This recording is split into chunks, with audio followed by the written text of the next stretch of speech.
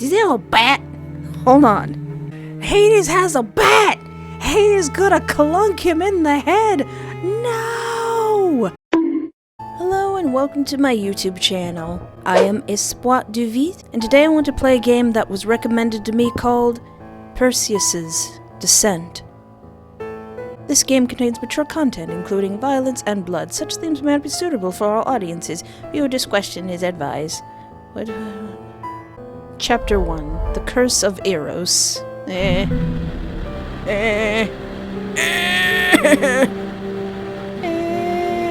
just started and it is a fearful thing to love what death can touch. Our story begins one fateful night, when an ancient god lost his beloved pet. Oh no! The full moon hung high in the sky, casting an eerie glow over the dense, shadowy forest. The air was thick with tension, as though the very trees held their breath in anticipation. Hades, ruler of the Underworld, moved swiftly through the underbrush, his dark clothes blending with the shadows. His heart pounded with worry, each snap of a twig beneath his feet echoing like a harbinger of doom. Cerberus! Cerberus, where are you, old friend? The distant howl of Cerberus echoed through the trees, so Hades quickened his pace. Cerberus, answer me!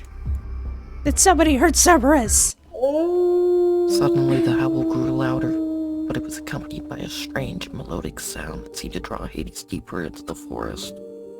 What? What on Gaia is that sound? Followed the melody, he stumbled into a small hidden meadow bathed in moonlight. Ah! Where am I?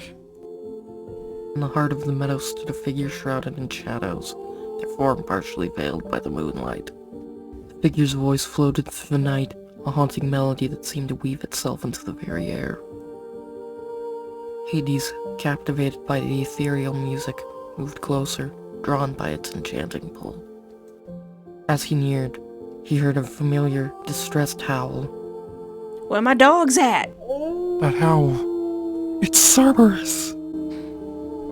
The mystery person was tending to Hades' beloved three-headed dog, whose paw was caught in a cruel metal bear trap. I don't think Cerberus could be felled by a human metal bear trap. But, you know, whatever. It was obvious the figure's soothing song was meant to calm Cerberus, easing his pain as they worked to free him from the trap.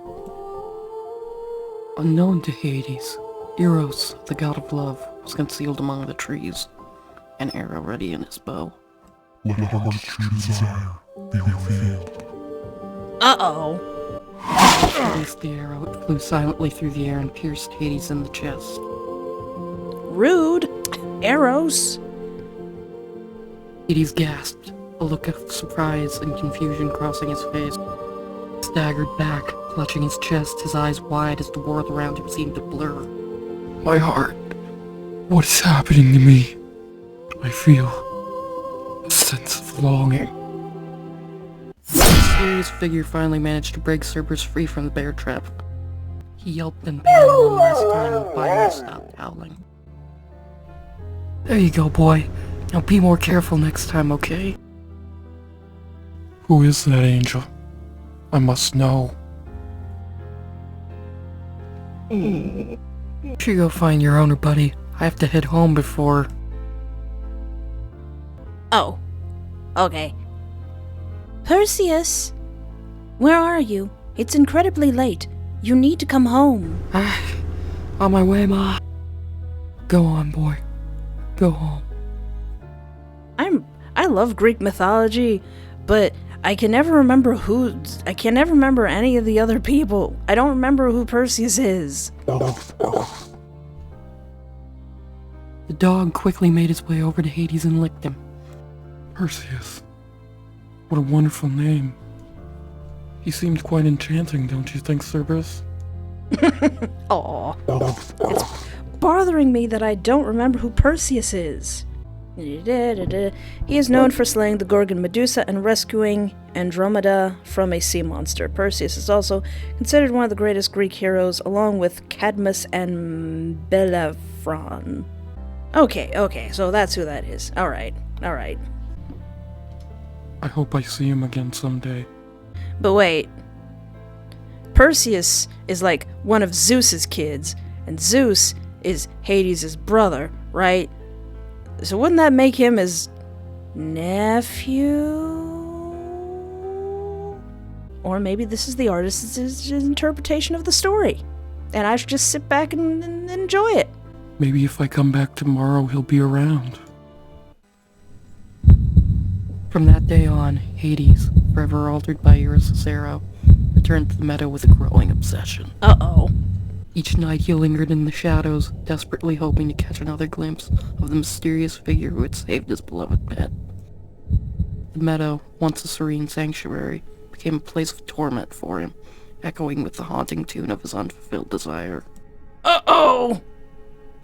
Months would pass, and when Hades finally encountered Perseus again, he was paralyzed by a mix of fear and longing. The awkwardness of their first meeting rendered him mute, and instead of approaching Perseus, uh-oh, he continued watching from the darkness, consumed by his growing fixation. Who was that? What had started as a mere infatuation spiraled into an all-devouring obsession. Hades' once orderly existence crumbled as he spent his days sketching Perseus, his artwork becoming increasingly frantic and desperate. Oh no, he's gonna make a body pillow of his boyfriend. Each drawing was a cry for the unattainable, a reflection of his inner turmoil. The more he watched Perseus, the more isolated he became, his world narrowing to a single focus. Finding a way to weave himself into the life of the god who had unwittingly ensnared his heart. Gosh dang it, Eros. You need to stop. His once mighty presence in the underworld was now overshadowed by this relentless fixation. Driven by an overpowering need to be near Perseus, Hades became a shell of his former self. His every action and thought was consumed by the dark longing that Eros' arrow had ignited. Everything came to a head one unfortunate day when Hades spotted Perseus in the company of a woman.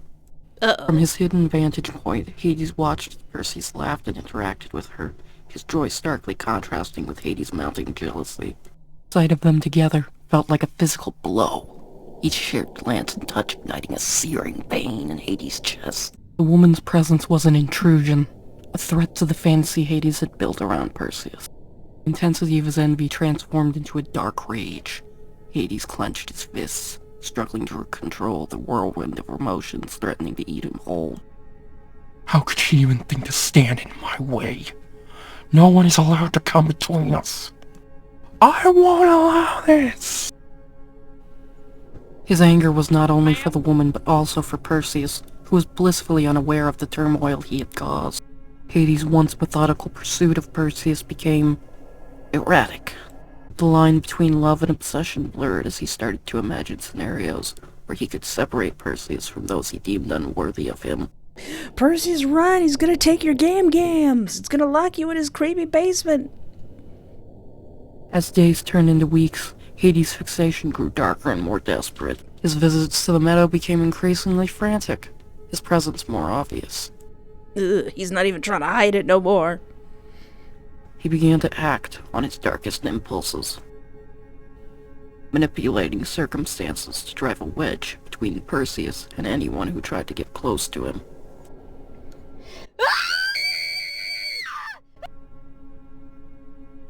Voice actress had to get paid that day. Someone help me! Hades has become a yandere! In his twisted pursuit, Hades orchestrated the arrival of the Keres, the goddesses of violent death, targeting a young nymph named Cyane. Oh. The Keres descended upon her with ruthless precision, leaving her nearly torn to shreds. Ooh. She was Perseus' closest childhood friend. Her injuries proved fatal, and she succumbed to the brutal assault. The aftermath of Cyane's death cast a heavy shadow over Perseus' life. The once cheerful figure became a mere echo of his former self, retreating into isolation from his friends and family. Light in his eyes dimmed, replaced by a profound sorrow that left him a lifeless shell. Rather than see his actions as a line crossed, Hades viewed this as the moment he had been waiting for. The void left by Cyane's death presented an opportunity for him to step into Perseus' life.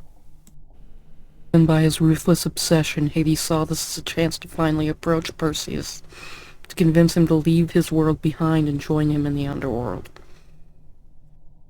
I don't think that's very convincing. With his plans set in motion, Hades prepared to make his move. The Underworld's ruler, now a puppet of his own desires, was ready to confront the god of spring who had unknowingly stolen his heart. End of Chapter 1. Chapter 2. The Taking of Perseus. The Taking of Perseus. I could see it now, the nightmare in which I was trapped. I was at the mercy of someone who saw me as not as a person, but not reading the text fast enough. Oh, is this part not voiced? Oh, I was getting used to that. Oh, alright. I am Perseus, god of spring. I live a quiet life with my mother, tending to flowers and working, just one season of the year. I don't have many friends, not anymore at least. For some reason lately, I've just been having rotten luck keeping anyone close. It's not like someone's totally stalking me and picking off all my friends. I even lost someone who I really cared about. Someone who I loved.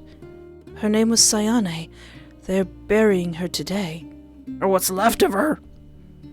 I couldn't even bring myself to go to her funeral. What were funerals like with Greek gods and goddesses? I need to brush up on that.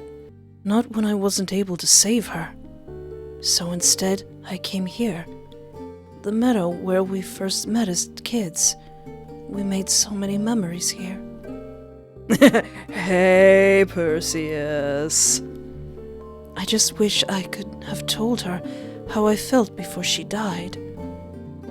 Even if we couldn't have been together for a long time, or if she rejected me, at least I would have known how she felt about me. But I guess it wasn't meant to happen. Sighs unassumingly. Huh? I turned towards the sound, my heart skipping a beat, only to find a strange man standing behind me. We just stared at each other for a moment, as if time itself had stopped. Scream and run away? Or say hello? Oh dear. I'm not used to this much autonomy now. I was just sitting back and watching the story. Hey, buddy. Hello. Who are you? Are you okay? Do you need help or something? Hey, stranger danger! I've been waiting for you, Perseus. Who I totally hope is not my nephew. Huh? How do you know my name? It doesn't matter. What matters is we're finally together, and I will never, ever let you go. Is that a bat? Hold on. Hades has a bat! Hades gonna clunk him in the head! No! Who the heck are you? What do you want from me? I'm your soulmate, Perseus. We are meant to be. Who even are you? Crap. He got clunked. Perseus, whatever you do, don't let him take your legs. Sorry, darling, but we don't have time. We've got a wedding to plan after all. As I passed out from the sudden pain, Hades began to drag me by my arms towards the graveyard. The last thing I heard before losing consciousness was the sinister laugh of my captor. Poopy. I awakened in what I could only assume was hours later. In my daze, my senses dulled by the excruciating pain that was coming from my head. Where am I? What the? I'm chained to the frigging wall? I took a better look at my surroundings and noticed a bunch of drawings on the wall.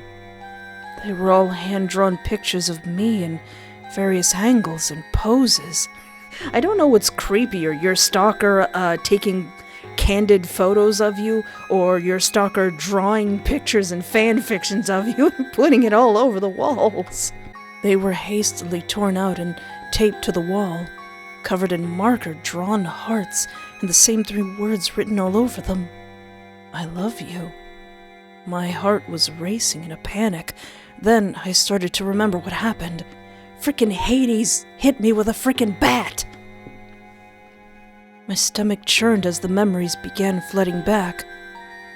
The man from the meadow, he kidnapped me. I have to get out of here and find my mother. Ugh. The chains wouldn't budge through sheer godly strength. And before I had the chance to try anything else, the door opened. Aw, he's in a little suit. Good evening, my sweet little daffodil. I'm glad you're finally awake. Who are you? Or please let me go. Who are you? I always thought all the gods knew each other, but apparently they don't. If we are to be bound together, it is only fitting that you understand who I am. I am Orcus, Adonis Pluto Diaspater. Dispater? I'm not familiar with that one. And countless other names whispered in fear. Is your name Dracula? You look like a Dracula. Orcus? That's hot. I like that. That's a hot name. I've never heard that before. Wait, the only one I know with that many titles is Hades. Ah, so you do know me. For a moment I almost believed you were truly unaware of the monster before you. His words sent a chill down my spine. I didn't know who he was until he listed a litany of names that dripped with dread. What is your game? What could the King of Death possibly gain from binding himself to a god of spring? Gain? What a quaint notion. It's not about gain, Perseus. It's about taking what I desire. And I desire you. You will be mine, Perseus. And in time, you'll realize there was never a choice. I had several choices, Mr. Dracula. But for now, I would like to play the part of a gentleman. Shall we dine together? It will be the first step towards your acceptance. And if I refuse? Yeah, what you gonna do about it? You won't. Not when you see what defiance could cost you. So please say yes. I'm asking nicely, for now. Fine. But I won't eat no pomegranates. Or pomegranate seeds. A few moments later. Come, have a seat. I want this evening to be memorable. I hesitated, glancing around the room with a mixture of dread and confusion. Finally, I sat down at the table, the chains around my wrists still clinking softly with my movements. I've prepared a special meal for us. I hope you find it to your liking. As Hades served up our meal, I did my best to mask my anxiety. Are you sure you're not Dracula? This is all some kind of joke, right? You're not really intending on keeping me here for all eternity, are you? My mom's going to be really upset, and then she's going to create winter. It's no joke, darling. You belong to me now. The tension at the table is palpable as Hades takes a bite of the food, almost as if tempting me to do the same. So, what exactly is your plan then, Hades? Why me? Ah, an excellent question. You, Perseus, are the missing piece to my eternal existence. The world above is beautiful, but it's fleeting. Here, we can create something everlasting. You mean a really cute son named Zagreus? And what about my life above? What about the balance of nature and my duties? They were but fleeting responsibilities. Here, you can have a purpose that transcends such trivial concerns. Hey, the flowers in spring are not trivial concerns. Demeter's gonna be mad. We will build something far greater. His words were ominously charming, but I couldn't shake the feeling that something terrible would happen to the mortal realm without me to help keep the balance of nature. The crops, the seasons, the animals and people, all of it could spiral into chaos. Now that I think about it, Perseus and Demeter are pretty gosh darn important gods. My mother's warnings echoed in my mind. Was I truly willing to abandon my duties for this dark and twisted love? Listen, Dracula, I've got a job to do. As if he knew what I was thinking, Hades interjected. They are of no concern, Perseus, those silly mortals. Their world was always meant to wither and die, like all earthly things. But you, my muse, you can find a purpose that transcends simply extending their pitiful lives. His words cut through me like a knife, cold and unyielding. The way he spoke of them, as if they were nothing more than insects to be brushed aside, sent a chill down my spine. Yet, a part of me couldn't deny the allure of what he was offering. A life beyond the mundane and power beyond imagination. Could I really turn my back on the mortals? On the world my mother and I nurtured for so long? The weight of his promise lingered, a dark whisper in the back of my mind. Before I could make a decision on what to do next, Hades spoke up again. Tonight feels like it's missing something. You know what we need? Music. He clapped his hands together, and suddenly a group of ghostly musicians appeared, playing a haunting melody. Ah, much better. Now... Hades stood and extended his hand towards me. Would you care to make an old god's night with a dance? Beautiful. Sure. I guess one dance would be okay, right? Aw. I am not okay with what's happening right now, but I guess I'll go along with it. Oh, it's almost like I wasn't kidnapped. For a few moments, we danced. Then, in an instant, Hades was pulling me in close for a kiss. You know what? I don't appreciate everything that's happening.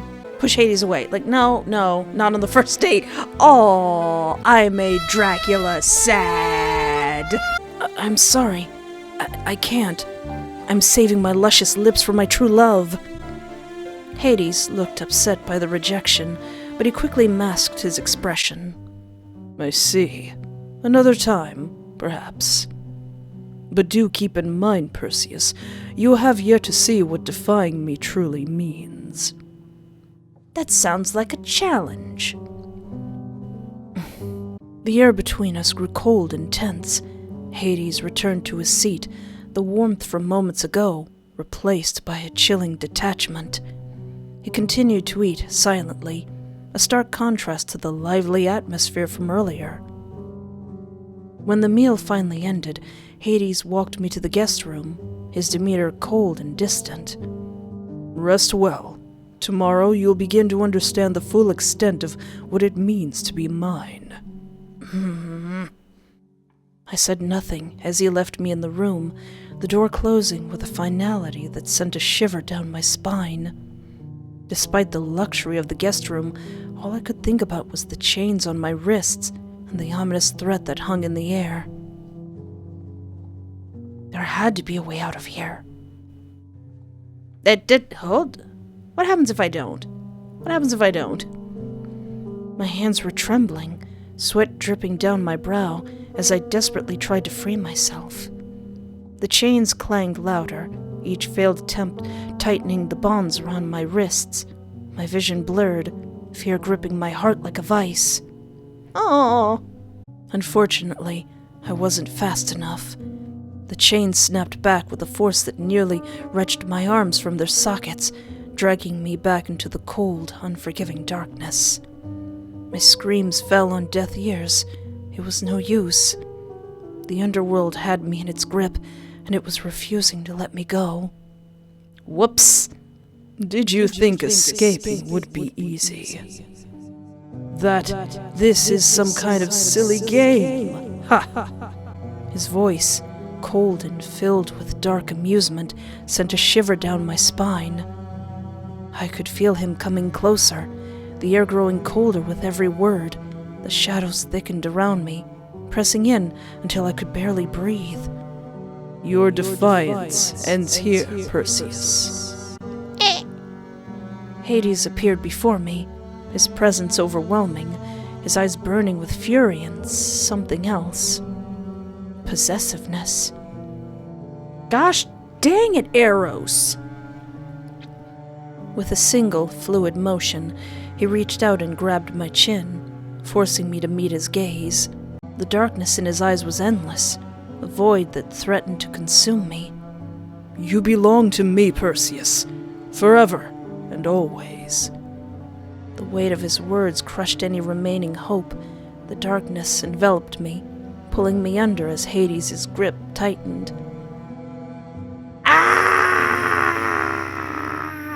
I'm gonna be seeing that in my dreams!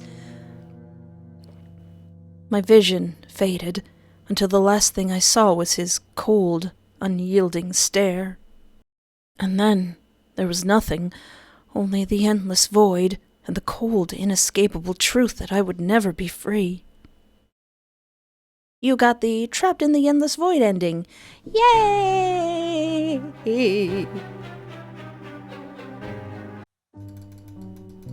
I'm clicking. Yay! Did I do it? I'm free.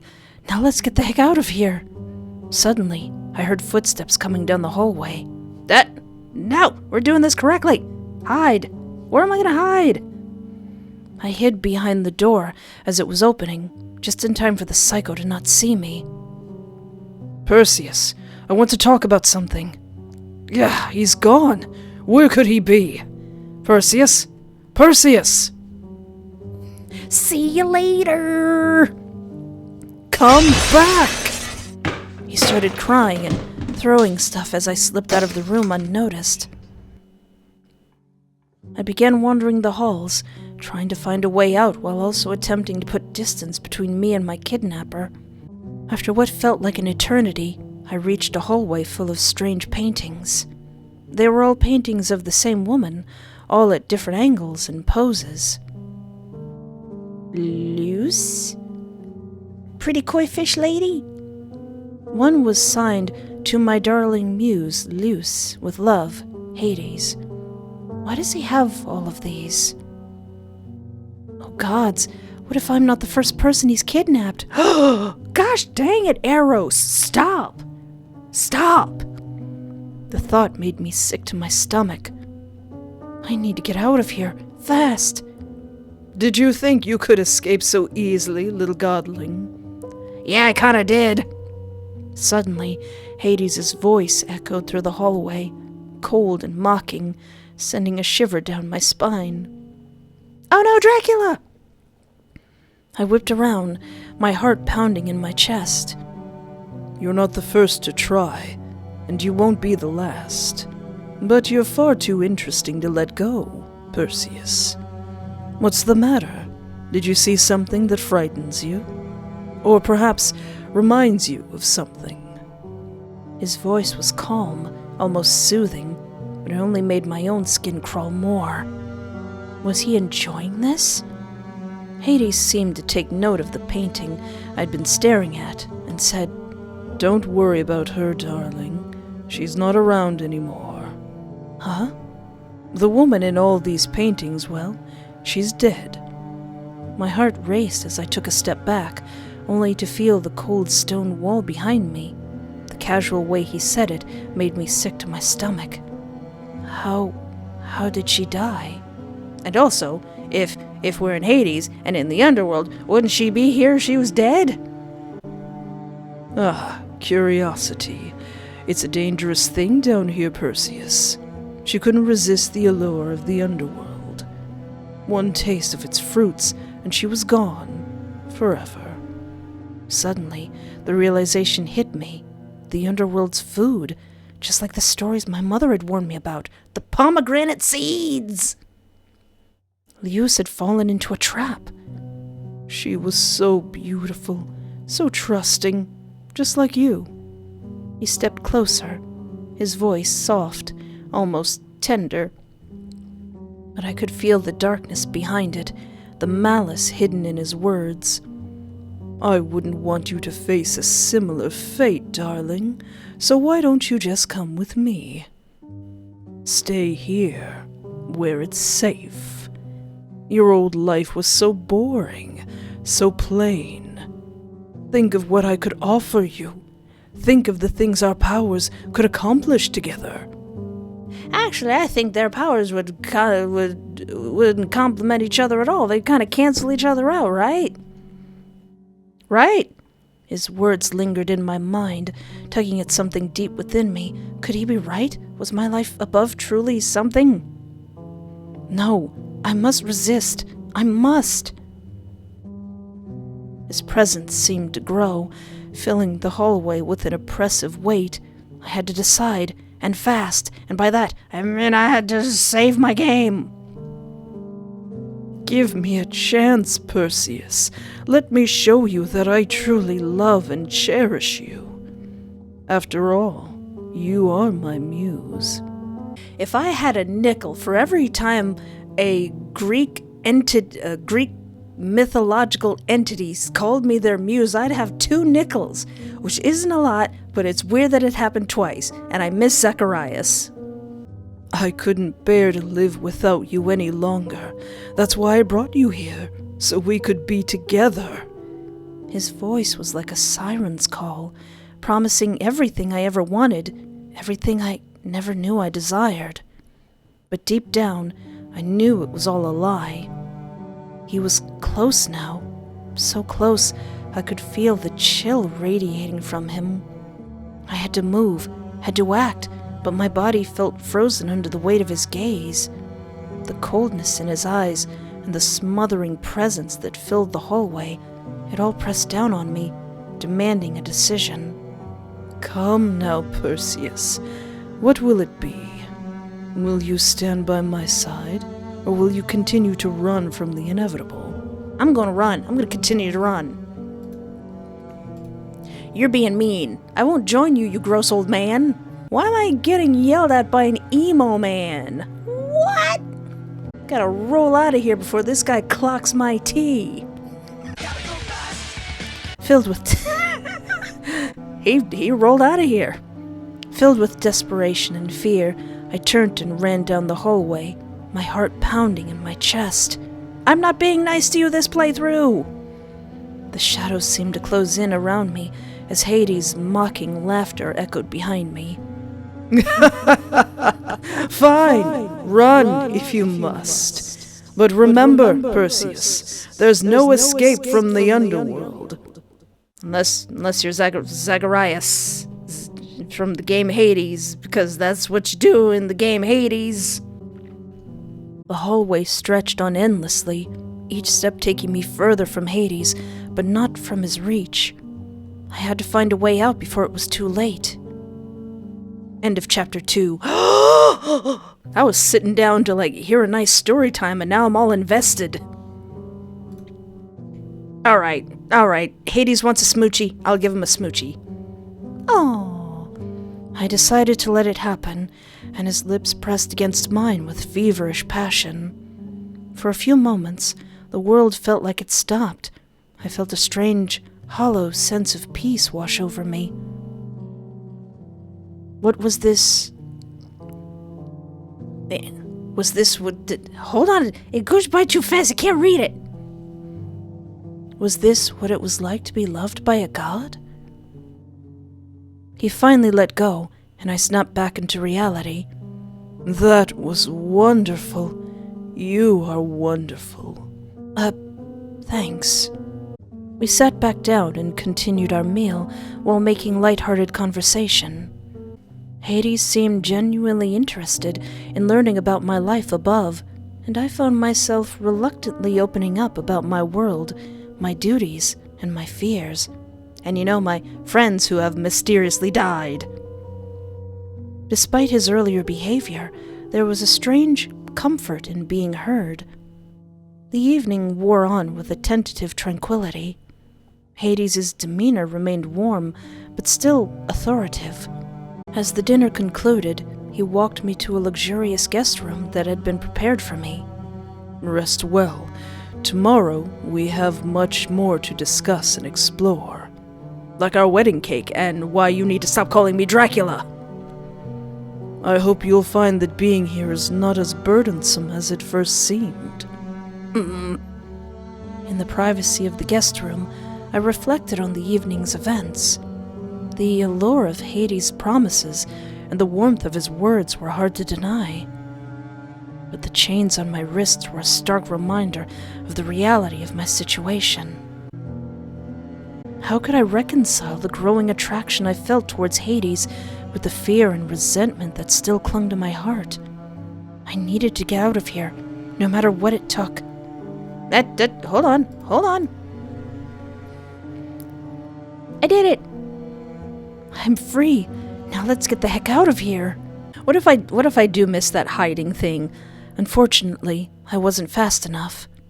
Ugh. Why are you out of your restraints? The question is, why did you restrain me? I thought we had something special. Oh. Did you think escaping would be easy? That this is some kind of silly game? His voice, cold and filled with dark amusement, sent a shiver down my spine. Dang it, trapped in the endless void. Well, I guess I do have to hide. Alright, maybe you're right. Maybe this is my fate. Sure, I guess. I'll be Dracula's bride. Hades. Overwhelmed by doubt and the seductive pull of Hades' words, I hesitated. The oppressive weight lifted slightly, replaced by a cold, comforting numbness. That's it. My dear Perseus, you're making the right choice. He kissed me, and for a moment, the world around me felt oddly calm. When he finally released me, he quickly took me by the wrists and led me back to my room. I want you to rest well tonight. We have a lot to do in the morning. Now that you've come to your senses, I trust you'll see that everything I've done is for your own good. The words felt like a distant echo, barely piercing through the growing fog in my mind. I wanted to resist, to pull away, but the comfort of surrender was intoxicating. He gently brushed his thumb across my cheek, his voice softening. Rest, my sweet Perseus. Tomorrow you'll understand. Oh no! You'll see that you belong here with me. As he left the room, the closing of the door echoed through the silent halls, and I sank onto the bed. Sleep eventually claimed me, but even in my dreams, I couldn't escape the nightmare my life had become. Hypnos! Hypnos, I know you can hear me. I know you're nearby. Help! Call my mama! Hypnos! End of chapter 2. Oh man, now I'm invested. Well, that was chapters 1 and 2 of Perseus' Descent. Well, this game was recommended to me by someone I found in the comments, so if you come across a game that I haven't played yet and you'd like to see me play, you can put a comment in any of my videos. I try to answer all of my comments as best as I can, and I come across some really cool games. I would greatly appreciate it if you liked, subscribed, shared, commented, YouTuber stuff, or interacted with this video in any way that is comfortable for you, because it really does help out my channel, apparently. But anyway, thank you so much for hanging out with me. Take care of yourself, have a great night, and remember, there is always hope.